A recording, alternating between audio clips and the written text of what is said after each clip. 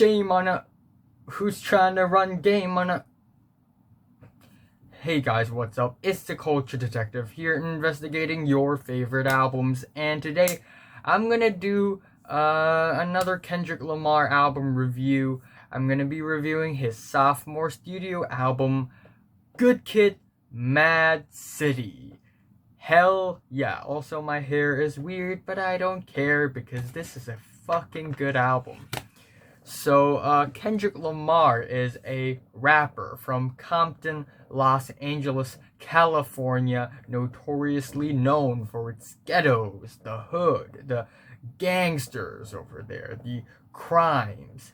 And Kendrick Lamar grew up in one of the hoods. In fact, he was there when one of the Tupac music videos were filmed, I think. And Kendrick Lamar, before the release of this album, he released Section 80, which is a really fantastic conscious rap album that is jazzy, catchy, artsy, and also deep.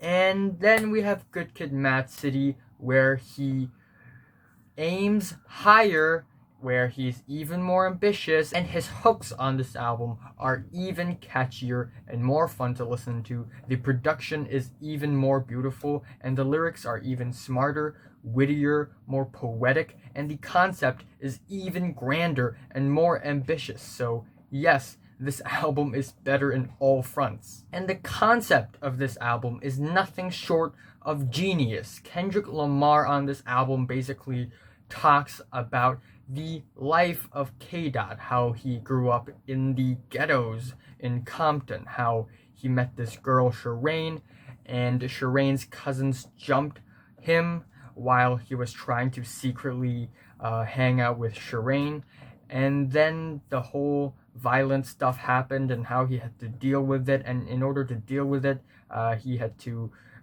drink to cope with it, and also peer pressure, because he's essentially in a gang, and you know, he has his struggles internally and externally, and how at the end of all this he sort of came out mature. However, this movie is so cinematic, it's like a movie, and so I don't want to spoil how exactly this movie goes. You have to actually listen to the album yourself from the first second to the last in order to have the ultimate Good Kid, M.A.A.d City experience. But yes, you know, of all the topics that Kendrick Lamar had discussed on Section 80, the most interesting topic is always about the gangsters in the USA, you know, the ghettos, the hoods, and the crimes, of course. And Kendrick Lamar picks that out and then makes it an entire album, and it's way better than Section 80. I guess you could say that this album is sonically inconsistent because it constantly jumps from one mood to another mood, like on tracks Backseat, Freestyle, and the next track, The Art of Peer Pressure, is totally two different moods.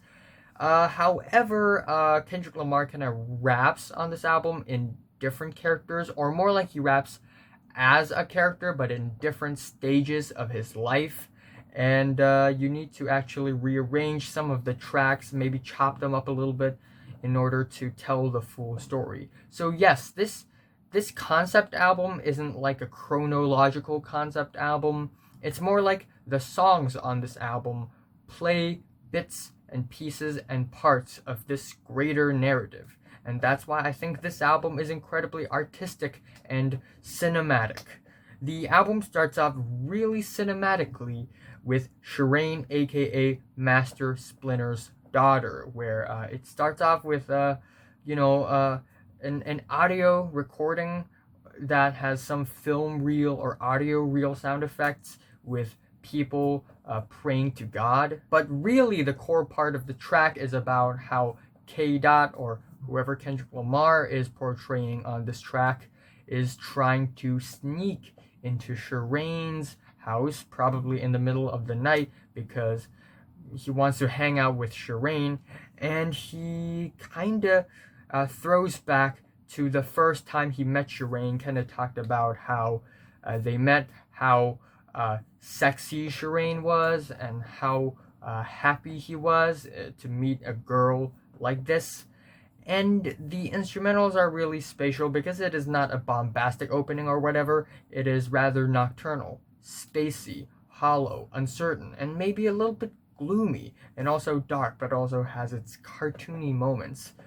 And it has a really light and simple beat, and that's what I really like about this album opening. It kind of gives off this mysterious vibe, like we're already in the middle of the story, and we need to jump back to the beginning if we want to know the full story. But before jumping back, we have Bitch Don't Kill My Vibe, which is one of the singles, and it's fantastic. Also, I'm impressed with how Kendrick Lamar so smoothly tells the story while he's rapping, while he's rhyming, and I've tried doing that so many times, but every time it just sucks. And the first track just kind of ends off with sort of a phone call between Kendrick's mom and Kendrick, and then Kendrick's dad hopped in. Where's my motherfucking dominoes at? And then of course, an 8 out of 10 for the album intro, and then the second track is Bitch Don't Kill My Vibe, and it is sort of this out of story song that doesn't really fit into the narrative, and if you have to place it in the Good Kid, M.A.A.d City story, it's at the end of the story, because it is rather mature. Kendrick Lamar talks about his fame and his art, and it has some really nice relaxing guitars, some really nice trap-esque beat, actually just trap beat, but it's not like a normal modern trap rap song. And at the last leg of the track, we actually get some really beautiful strings. And Kendrick Lamar sort of has this nasal deliver, which is really his signature deliver. And the lyrics are incredibly thoughtful. And the song is also really catchy. I am a sinner who's probably gonna sin again. Lord, forgive me. Lord, forgive me. Things I don't understand. Sometimes I wanna feel alone. Bitch, don't kill my vibe. Bitch, don't kill my vibe. I need to stop singing before I get copyright claimed. It's a 10 out of 10. And then up next we have Backseat Freestyle, where Kendrick Lamar just becomes this insanely aggressive gangsta because he is rapping in character. And this song is a high energy banger. It is such a fucking banger. No melodies, but the beat alone, and all because of Kendrick Lamar's incredibly versatile flows, his very rough performances and delivery. It makes the song super amazing without any melodies at all. That is amazing. This track is ridiculous as well because the lyrics, they are just so not Kendrick Lamar, and because Kendrick is in character in this song. The lyrics are incredibly braggadocious, and it's actually amazing. I pray my dick gets big as the Eiffel Tower so I can fuck the world for 72 hours. God damn, I feel amazing. Damn, I feel amazing. My mind is on cloud 9. Blah, blah, blah, blah, blah. The beat is infectious. It has this metallic vibe to it. We also get some plumpy, also a part of the beat where it goes boom, and it just makes the texture super nice. And we also get some chopped up industrial noises at the end of each line.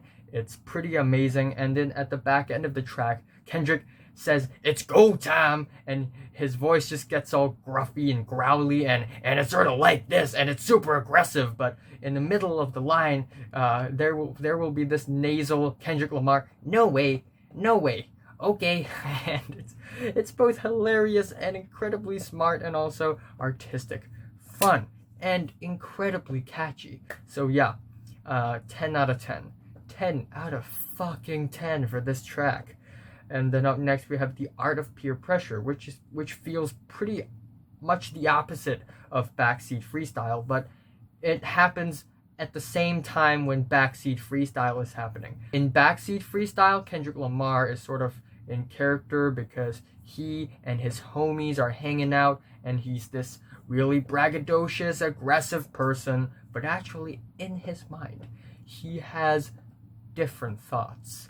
The track just starts off with everybody sit your bitch ass down and listen to this motherfucker Kendrick Lamar and Rosecrans, yeah bitch. And then we get the intro to the song, which is incredibly dreamy and beautiful. We get some really dreamy pianos, we get some, I believe, bongo drums, and also Kendrick Lamar just singing really smoothly. One day gonna burn you out, you. And this you is also sampled in The Blacker the Berry later on To Pimp a Butterfly. Oh man, and then we have the beat change where everything just shuts down. It's all quiet, and then suddenly we get this buzzing, deep, gloomy, dreary electronica beat with some really sad and dejected drums. It's just incredibly sad and also gray. And then again, Kendrick Lamar delivers a really smooth, solid flow. And after each verse, Kendrick Lamar would just explain, why he's doing all these actions, doing drugs, robbing people's houses, because he's hanging with his homies. And then we get other voices where it's just Kendrick Lamar's homies bragging about what they have done. I also love how the ending of the track is sort of chopped up, where Kendrick Lamar's verse suddenly stops and we hear this, audio reel clip thing, and then Kendrick Lamar goes back to the song again, take a right, take another right, I'm hanging with my homies. And then, the audio reel continues. So it's pretty amazing artistic track, a 10 out of 10 again. And then we have Money Trees, and it's 6.5 minutes long, but I wish it's a little longer. It's almost like the song almost sounds like the aftermath of all these, maybe before Bitch Don't Kill My Vibe, but it's like a very euphoric, dreamy world, and it's incredibly psychedelic and summery. And Kendrick Lamar actually sampled Beach House, Silver Soul, and made this weird reversed instrumental that's super cool. Actually, Kendrick Lamar isn't the producer. Whoever produced this, you're amazing. But Kendrick Lamar also has great taste in music as well.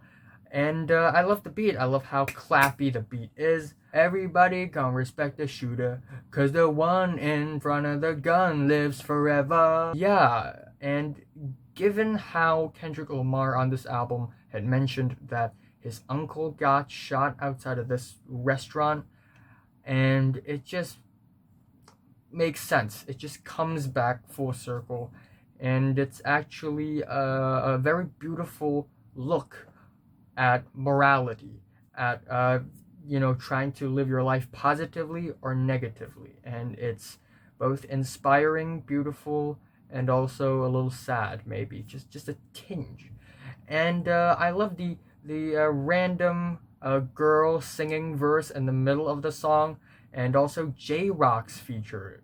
He actually fits into the track really, really well because of his really sort of rough and almost comedic flows, which sort of complements this really sweet instrumental really, really well. So the song is also a 10 out of 10. Also a masterpiece. And then we have Poetic Justice, and it actually features Drake, out of all people. And surprisingly, Drake fits into this song really, really well because it's a love song. It is sort of a really lovey-dovey rap pop song mixture, and it's sort of like what happened after Meeting with Shireen, where Kendrick is just so drunken in love with this girl, and the instrumentals is actually a chopped up R&B track that's really sensual. That's actually a Jeanette Jackson song, and the song starts off with some pitch vocals, and the chords, the tone of the track also kind of changes a little bit in the beginning, but later on it gets really constant. And Kendrick Lamar says he wants romance, and it's not just any romance, but it's Dark Room's perfume. And then he raps in a really Kanye-esque flow, and then he sings, and it's actually really catchy. And notice what's wrong. Poetic justice, put it in a song. Alright. However, the song doesn't feel as bright or as grandiose as other tracks on the album, but still, I love the song. It's incredibly catchy, infectious, and Drake and Kendrick actually has great chemistry on this track, even though they didn't have a really good, relationship. 9 out of 10. And then we just get snapped back to reality incredibly violently with the two title tracks, Good Kid and M.A.A.d City. We have Good Kid, where it starts off immediately after Kendrick Lamar tried to sneak into Shireen's place, her crib, and he gets jumped by her cousins. And then things got out of control. Kendrick got backup, apparently. So now it's Shireen's cousin's gang and Kendrick's gang, and it's just violence because of love, almost like Romeo and Juliet.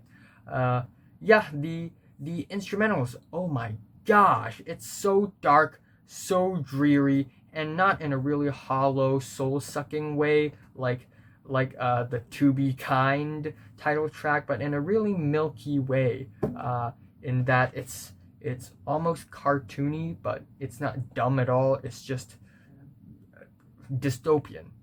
It's incredibly dystopian, especially with the loosely slapped around cymbals. I think there are also choir vocals in the instrumentals, but what I'm sure about is that Pharrell Williams is singing the hook, and he's fantastic. And then, of course, we have Kendrick Lamar's flows. They're great. He talks about the violence, how he recognizes that he's easily prey and he got ate alive yesterday. And my favorite line on the entire song is, I got animosity, building is probably big as a building. Me jumping off of the roof is me just playing it safe. So that is incredibly dreary and depressing, actually. 10 out of 10 for this great track. It's sad, but it's not wild, rip my guts apart sad. It's sad and depressing, but it has style. It still has class, and it's gray, and it's the reality.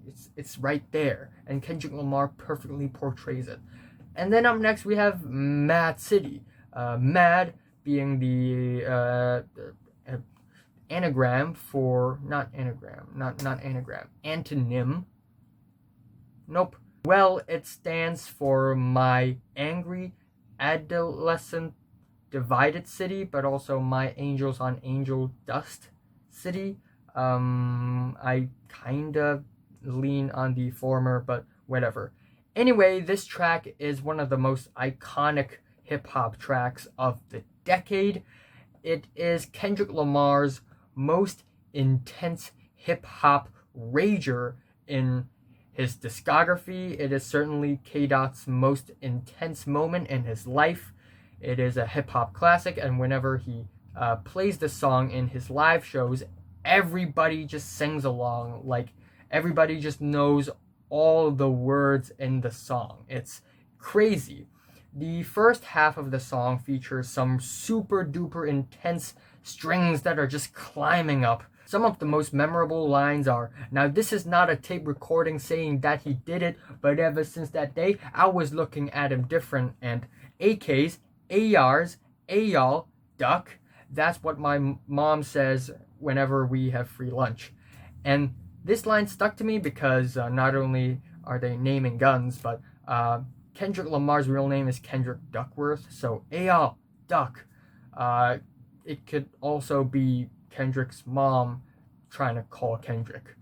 But, maybe I'm over analyzing things. Anyway, halfway through the song, the beat just changes. And it's not a super jarring change, more like a whoa, 180-degree change. Not 180-degree, because the second half is just as intense as the first half, and even more cinematic and theatrical. Actually, more cinematic, not a theater play, but we got some idly gangster bass guitars, some dramatic strings, and some crazy sound effects left to right sound channels.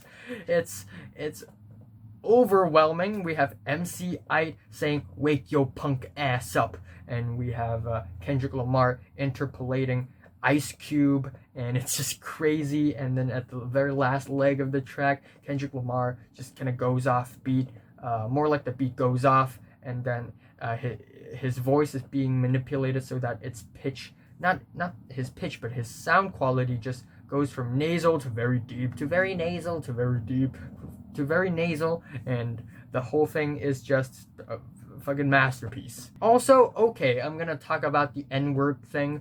I think last year Kendrick Lamar was doing a live show and he's performing this song. He invited one of the fangirls to the stage to rap along, and of course she said the N-word because it's in the song, and she was white, and she was like, and Kendrick was like, hold on,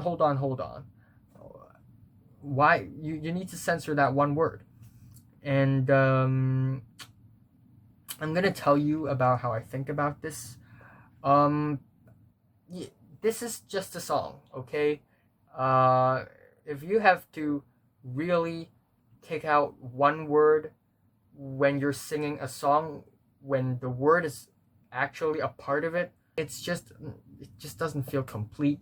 uh I think it's everyone's choice to uh, accept the N word being said by people other than blacks, and not accept it. And in my case, I wouldn't say it because I don't want to offend anybody.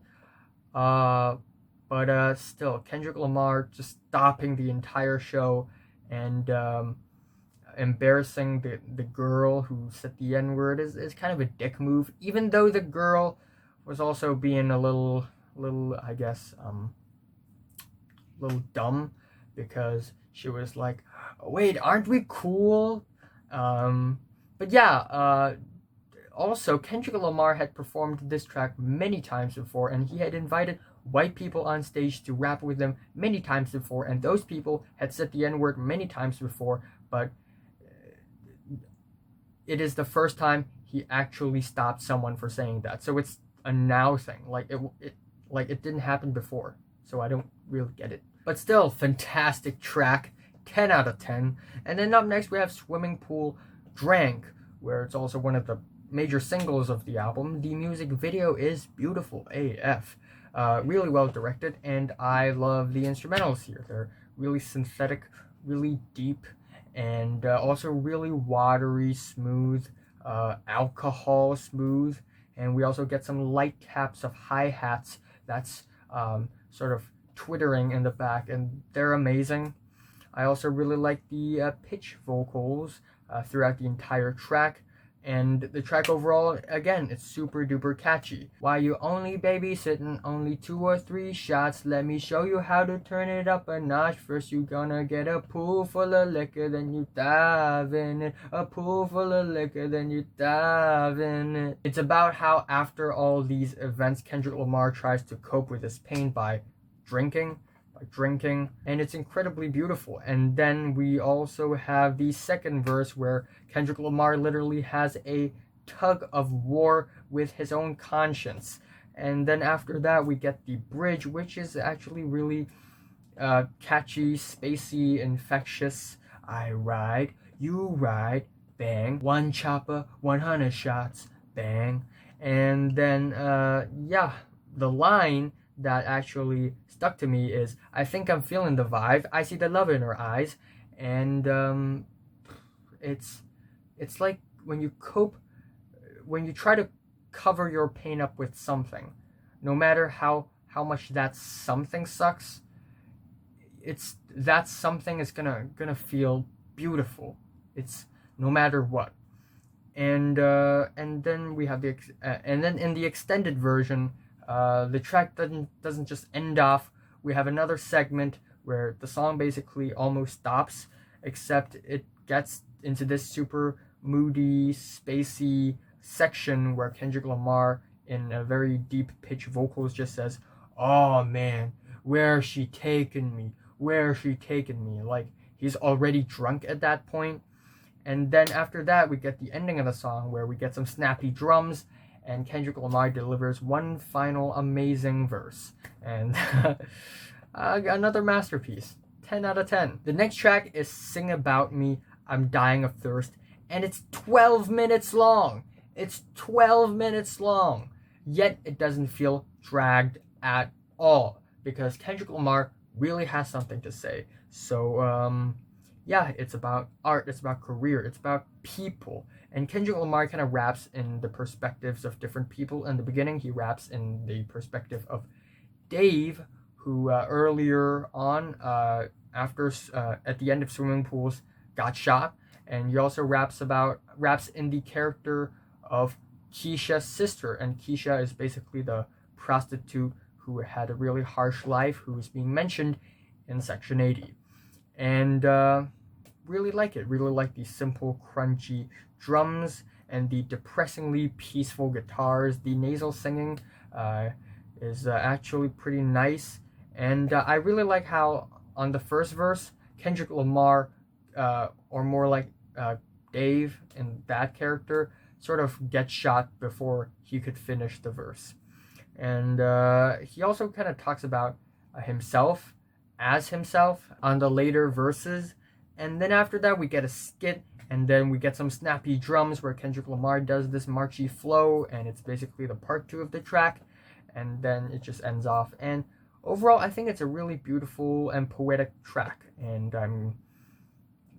I'm just surprised because it's 12 minutes long. It could be the length of a swan song or something.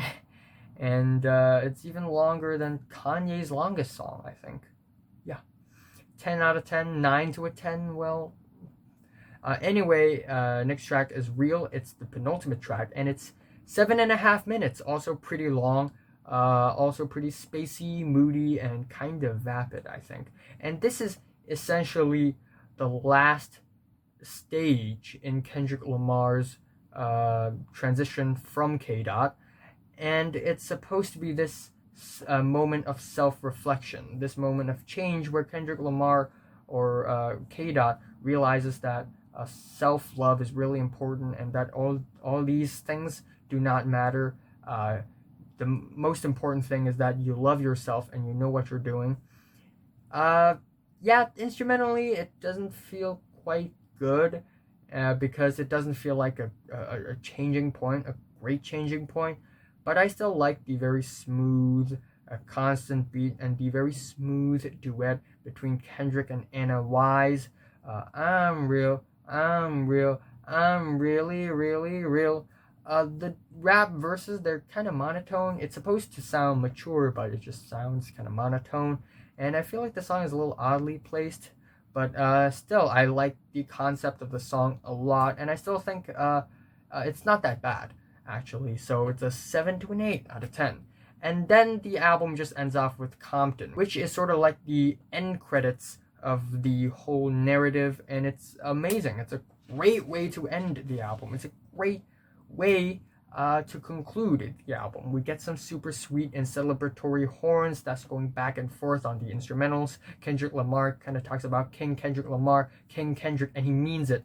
Yeah, and then Dr.Dre is featured, and he's amazing. It's about Compton, so of course Dr.Dre is on the track, and the track ends off with some talk box vocals because they're in the West Coast. Yeah, I guess I would put a bit of the horns in the last track in the beginning of the album to make it feel like a full circle story. Not essentially looping back to the beginning, but more like, this is the opening credits, a little bit of that, a taste of that, and then after that is the full end credits.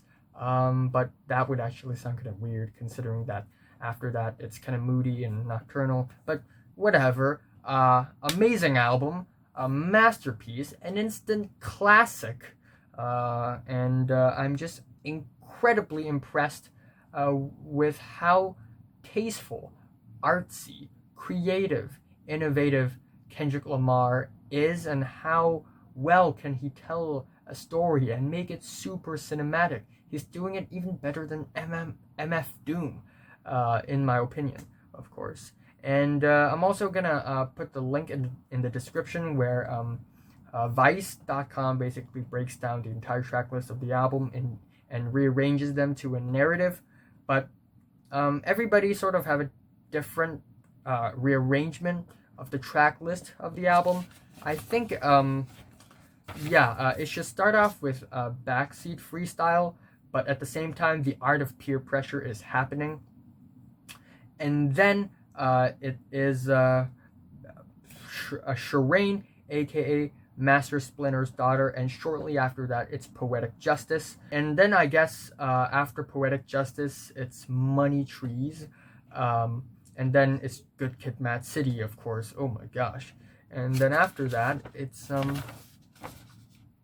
it's Swimming Pool, Drank, and it's sort of and then after that, it's Real, where the narrative just ends off, and then we have what came after, actually, and it's Bitch Don't Kill My Vibe, and then the epilogue is actually the end credits is Compton, and the epilogue is Sing About Me, I'm Dying of Thirst.